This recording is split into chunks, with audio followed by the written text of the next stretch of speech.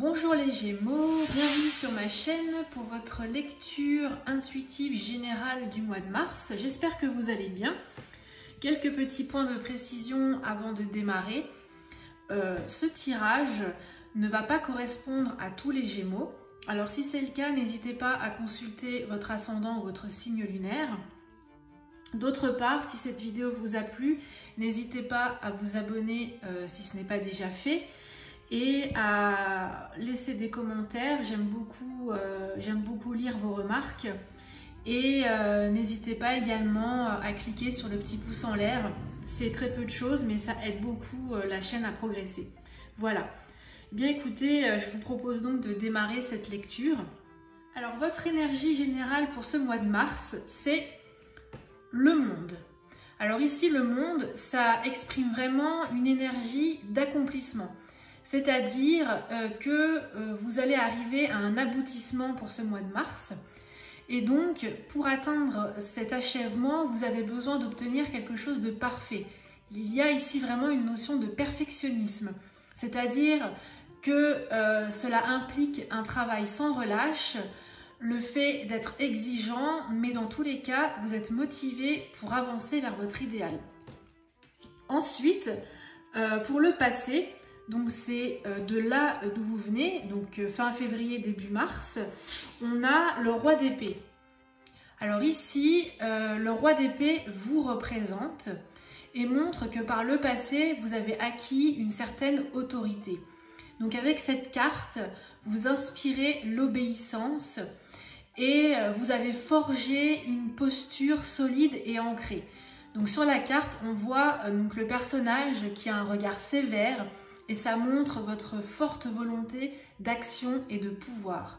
Le roi montre votre détermination par rapport à une situation et il est difficile de lutter contre vous parce que vous avez investi dans une situation et vous adoptez une position pour la défendre et vous mettez tout en œuvre des procédés de stratégie. Dans tous les cas, vous défendez cette situation, cet idéal avec fougue. Vous laissez en quelque sorte les sentiments de côté pour vous attacher aux choses concrètes et matérielles, ce qui montre une certaine rigidité.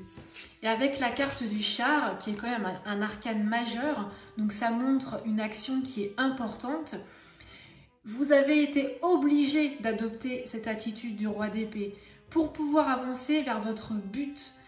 Vous avez besoin de tenir les rênes de votre vie bien serré pour atteindre votre objectif. Et ici, il y a encore cette notion de détermination. Et cette détermination, elle reflète une action indépendante. Vous ressentez le besoin d'être autonome pour arriver à vos fins. Ensuite, ce qui se passe dans votre tête, donc au niveau du mental, des pensées, on a de nouveau un roi, et ici le roi de bâton. Alors ici, vos pensées sont maîtrisées, vous avez le contrôle. C'est le roi de bâton, il exprime la droiture, l'autorité, mais aussi les pensées matures, responsables, des pensées qui sont solides. Cependant, vous n'en restez pas moins bienfaisant. Mais le roi de bâton n'est pas trop dans l'émotion, c'est plutôt la tête avant le cœur. Il est très terre à terre, mais ça c'est un petit peu les conséquences du passé, n'est-ce pas? Mais au final, cette carte, elle exprime que vous êtes prêt mentalement pour accomplir vos objectifs. Alors maintenant, au niveau des émotions, des sentiments, donc en ce qui concerne le cœur, on a la 10 de bâton. Alors ici, est-ce que cette casquette de roi que vous portez actuellement ne serait pas trop pesante d'un point de vue émotionnel? On voit sur la carte donc notre personnage qui porte tous ses bâtons et puis on voit voilà, qu'il doit escalader cette montagne derrière et ça semble être un obstacle. Donc ici, ça pourrait éventuellement expliquer que ces responsabilités, elles peuvent susciter une anxiété, un stress qui peut se transformer en fardeau d'un point de vue des émotions. Pour les choses à venir, donc pour les événements à court terme, pour le futur, on a de nouveau la carte du monde.